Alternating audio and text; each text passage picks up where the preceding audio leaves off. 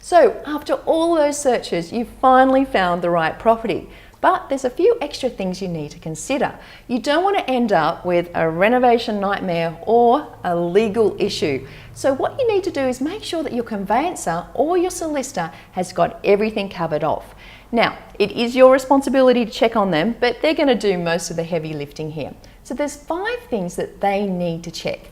Number 1 is they need to check that the title of the person who's actually selling the property is the person who is on the title and everything is legal and legit.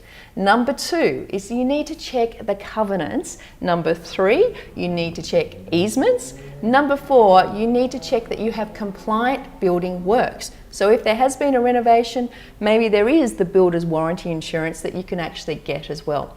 And number 5 is making sure there's no restrictions on the property. The last thing that you want if you plan to execute a strategy around subdivision or building a granny flat or maybe, a multiple income type of strategy on that property, to find out that you can't do it in that area. Maybe the zoning doesn't let you do it. So these 5 things are the things that you need to make sure that your trusted solicitor or conveyancer covers off before you actually agree to sign on the dotted line and purchase that property.